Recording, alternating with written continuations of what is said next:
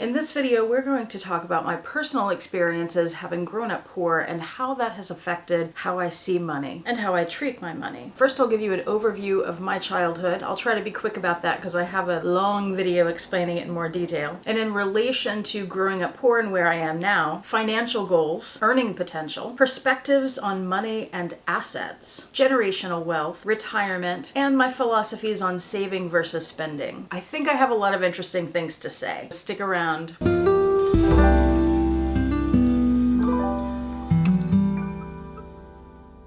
Hi YouTube, Autumn Beckman here. Welcome to my channel, or welcome back to my channel. My channel is all about luxury living on a budget, from high-end luxury handbags and small goods to the everyday luxuries of life. If that sounds interesting to you, please make sure you subscribe, click the bell notification icon to be notified when I post new videos, and be sure to like the videos that you enjoy. And one of the perks of subscribing to my channel is you get to see my community posts on your YouTube homepage, where I post deals, discount codes, sales, and rare finds related to these beautiful things we love. Let me give a quick disclaimer, just in case anybody gets confused here. I am not giving financial advice in any way, shape, or form. I have no background in finance or financial studies. I've never studied it. I'm just telling you my personal experiences and philosophies here. I already told you what we'll talk about, so let's jump right into it with a quick overview of my childhood. If you're interested in learning more about that, I do have videos that describe it in much more detail. It's actually 3 videos, and they were done quite a while ago, but I will link those below for you. My childhood situation changed over time. Ultimately, what it became, the juiciest bits here. My father, when I was too young to remember this and before I was born, was an international drug dealer. Not like cartel level, but he did bring drugs in from Mexico, and he trafficked those across the United States. Later in my life, middle school, high school, he became addicted to cocaine, and it was marijuana that he dealt in, not cocaine, but he became addicted to cocaine. Ultimately stole from us. Our house was in ruins in many different ways. And at this point, and since about 2005, my father has been homeless. He's one of those guys you see on the street corner with a sign begging for money. So I lived in a situation for a long time where I was in a home that was literally falling down around us, infested to a degree I hope none of you can even imagine, with roaches and rats, and in a situation where we were being lied to every day and stolen from while we were off in school and at work trying to better ourselves and do the right thing. And the stealing was to the point where I had my windows boarded up, I had a deadbolt on my bedroom door, I had a safe in my room that I kept things in, and still he was able to get in there and steal things that I had worked for, paid for with my money. Many of those things I never saw again. He pawned them for drugs. It's a typical thing that many drug addicts do. When I say the house was falling down around us, there were holes in the roof such that we kept pots and pans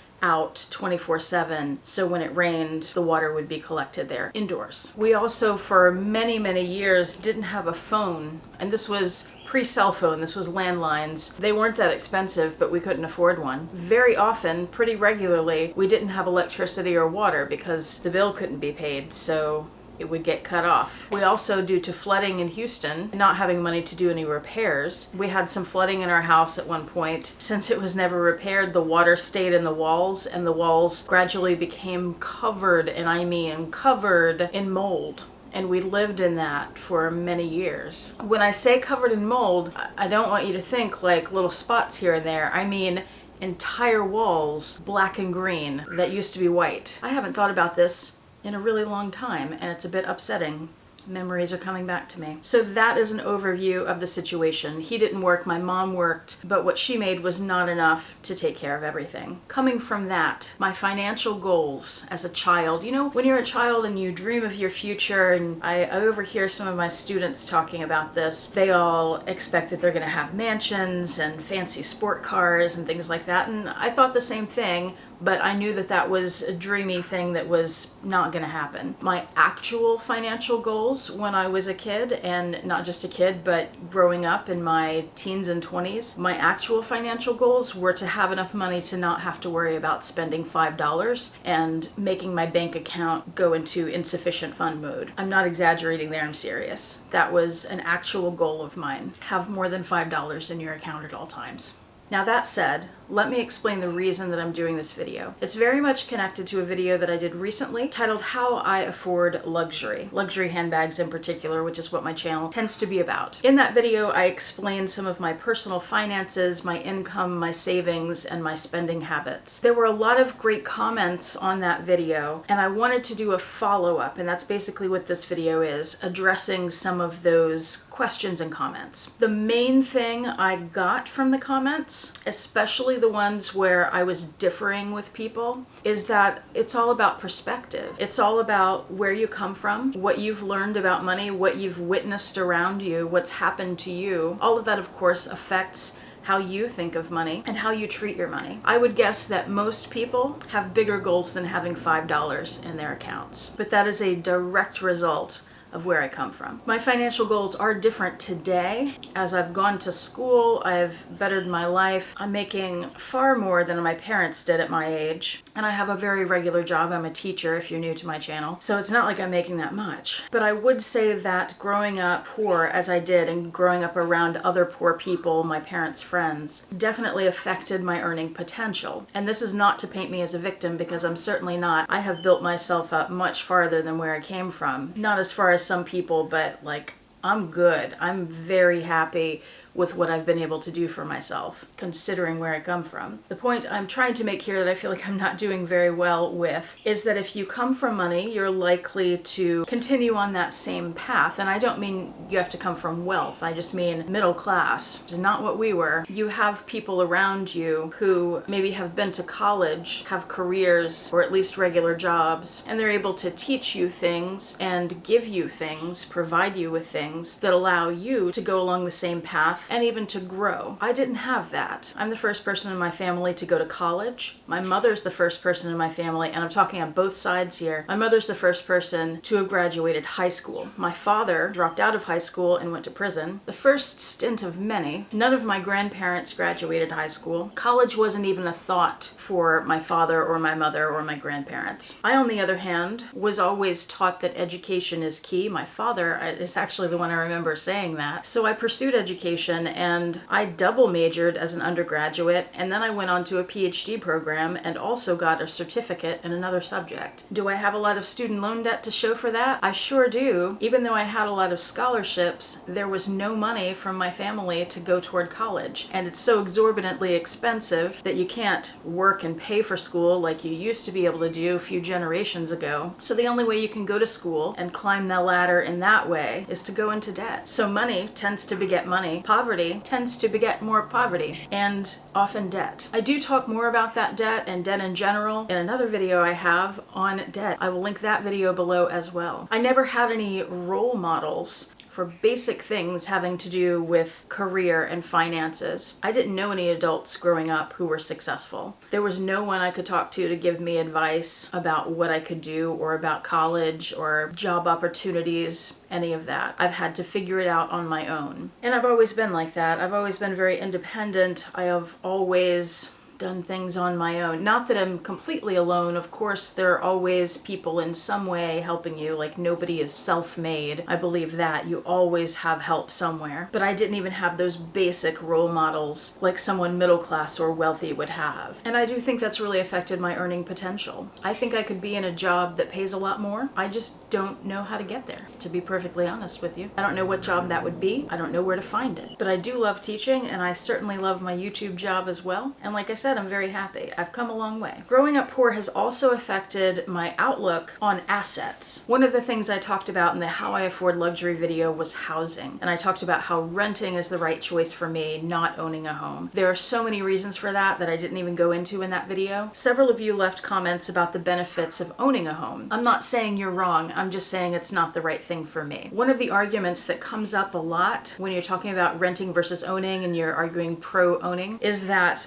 the house as an asset will grow in value over time. My counterpoint to that, however, is if that's the only home you have, that's the home you live in, The only way you can get that money out is to sell the home, and then you don't have a home, and you need a home. It's a basic necessity. So then, yeah, you have the money from your house, but you're also in a housing market that's more expensive than when you bought that home, generally speaking. For me, I think it would make more sense to own if it's a second property you're talking about, because then it wouldn't matter if you sold it, because you still have your primary residence, or if you're talking about generational wealth and you're passing that home along to your kids, who would then be able to sell it or sell the homes they're in to move into your potentially nicer one. I also do not have the finances to be able to afford a home in Houston, in any neighborhood I would want to live in, which would be in central Houston, which is quite expensive. Where I live now is in the middle of several very wealthy neighborhoods. One of the least expensive of those is the one that's right across the street from me, and I looked at housing values the other day on realty.com. They have a little map with all the houses that are available and the prices of them. They ranged from the high 600,000s up to about 3 or 4 million. The cheapest of those houses was about the same square footage as my apartment, and the amenities weren't as nice. It would not make sense to me. There's no way I can afford a down payment. There's no way I'd be able to afford the mortgage on that. Potentially, there are houses I would be able to afford in Houston, but they're not in neighborhoods I would want to live in. And that has to do with location. I am aware with renting that rent will only go up, and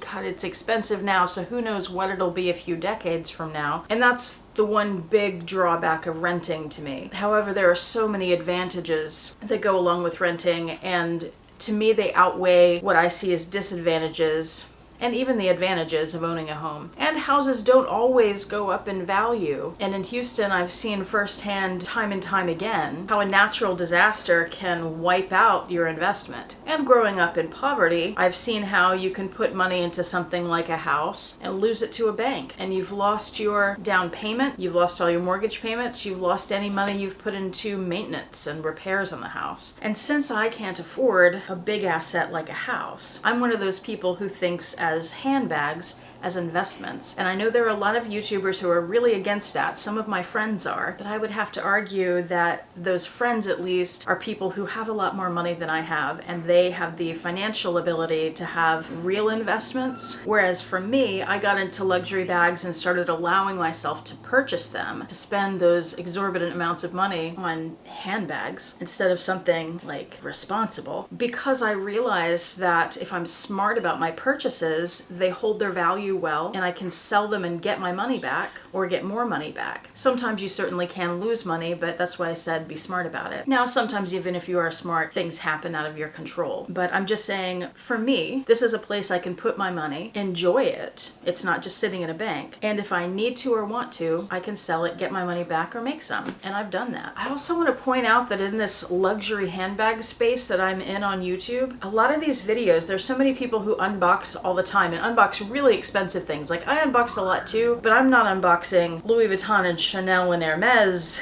every month or every couple of weeks. And I'm very open about my collection being mostly pre-loved and getting great bargains on it. It's incredibly rare that I buy retail. That's very difficult for me to justify. But there are so many people who do buy retail from those brands pretty often. And I just want to point out here, that's not normal. Not being able to afford those bags, that is normal. Being wealthy, having expendable income to drop on $5,000 bags anytime you want, pretty much, that's not normal. Let's just get that out there. I have heard over the years, as I've watched other people's videos on YouTube in this luxury handbag space, I've heard many people talk about money, and I've heard people talk about affording handbags, and I've heard a lot of people say you have to have X, Y, and Z in place financially before you should be buying any handbags. And I find that, if I'm being lighthearted about it, I find it laughable. If I'm thinking about reality and my situation and how so many people come from similar situations, maybe not as bad, maybe much worse. And these people who are saying those things are basically saying you don't deserve to have luxury bags just because you don't have a certain amount of money or a certain amount of savings or whatever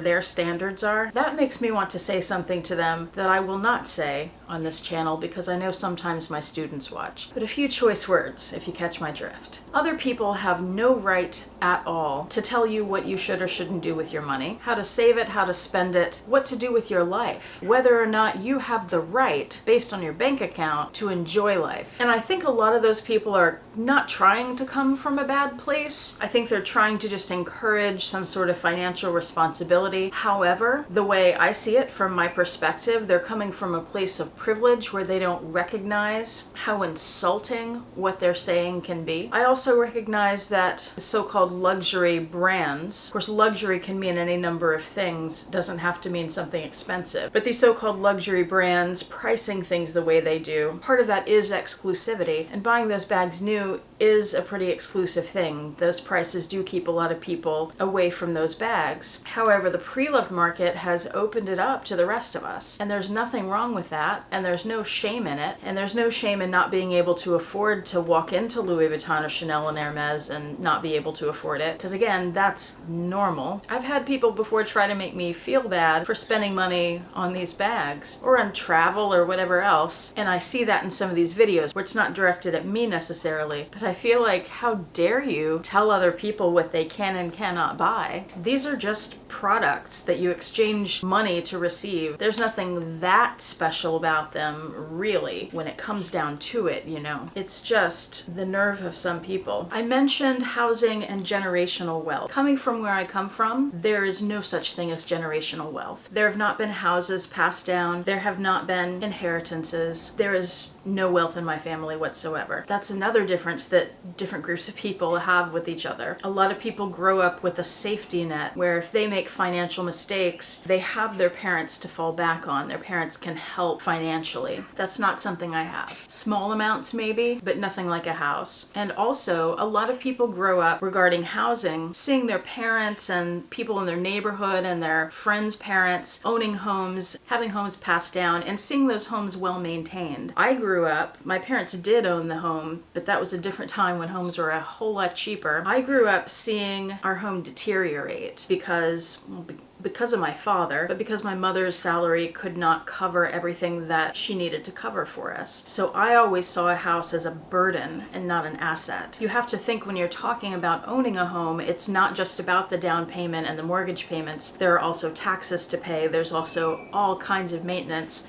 which I've gotten into in these other videos. Roof replacement, air conditioner, heating replacement, floors, I mean, you name it. And then in Houston, we have floods all the time, so you never know when you're gonna have a flood, and then you have insurance premiums that go through the roof and repairs to do and fights with insurance companies. And I'm just trying to reiterate here, for me, a house is a burden and there's nothing good about it. But this again is coming from my perspective, which will be different from a lot of yours. Similar to generational wealth, retirement. I've said in my previous videos about money that I put money aside every month for retirement, and I put a good chunk of my income aside. And Kindness Matters left me a comment, also a teacher, and was asking me some retirement questions, and I realized that I didn't have answers, partly because retirement for me is so far away, but partly because I realized, and I never really thought about this before, that when I say retirement, I don't actually mean retirement. For me, my experience, my family, no one has ever been able to retire. In my family, you work until you die because there's no money for retirement. So what I actually mean when I say I'm saving for retirement, what I actually have in my head is that I'm putting money aside for when I need to be in a care facility or something like that, so that there's some money there for that. I have an idea of what those things cost now. I can't imagine that I'll ever be able to have enough money to stay in one of those facilities decades in the future, a decent one anyway, considering what they cost. They're outrageous. I have never actually considered the thought of a retirement proper, of being able to stop working and live off money that I have accrued. That has not even occurred to me because it is not an experience that I've ever had in my life. Now, Paul is retired, but he comes from a very different family situation than I do. Not from wealth, but from middle class. He and I have had many discussions about money and how very different our perspectives are about it because of where we come from. And that brings me to my final point, which is my saving versus spending philosophy. And I realized as I was answering Kindness Matters questions about retirement, or non-answering them, that so much of what I'm talking about here today, retirement, generational wealth, earning potential, assets, all those things typically, of course there are exceptions, typically they're products of privilege. I do have some privilege. I don't have financial privilege, or I didn't come from that, but all those things are luxuries that I haven't had in my life. Having any money at all in savings, having a savings account, is a luxury. And a lot of people wouldn't realize that, I guess. My understanding is it's a pretty normal thing for most people, at least in America. But we never had savings accounts growing up. My parents didn't have savings accounts. My family didn't have savings accounts. It was paycheck to paycheck, and that was not enough. And seeing my mother struggle financially because of the situation we were in is something that greatly affected how I view money and how I treat my money now that I have a job that pays decently. One of the very first things I did when I started teaching, oh, and that's another thing, is that because I was in school so long, I started my career pretty late. I was in my 30s before I got like a real job. I was in school all through my 20s and into my early 30s. So one of the very first things I did was start a retirement account and start putting money into savings for that and a regular savings account. When you don't have money, one of the problems with a savings account is that even if you do have one and you're able to accrue a little bit of savings or even a lot of savings, things always come up and they wipe out your savings account every time. So it is a real luxury to have anything in savings. My philosophy now is that I keep on top of my finances always. I described in my How I Afford Luxury video how I have this spreadsheet where I keep track of income and expenses, and then I also plan a year in advance what my income and expenses will be and what I can put in savings and all those things. So hopefully I'm never surprised by anything. Of course you still are sometimes. But I always take care of the responsibilities first. I get that covered. I pay bills. I put money into savings, retirement of course, health insurance. And I don't think of the rest of the money as play money. It's not just available to spend on whatever. When I buy these bags, I think you guys know, I'm very thoughtful about what I purchase. I do think about resale value. And I hear people say, don't think about the resale value, just buy what you like. Well, not everyone has the luxury to do that. But in addition to being responsible, I also want to enjoy my life. We got to do some things growing up that were enjoyable, but we never had real vacations. Any of our vacations were to visit family or to go camping.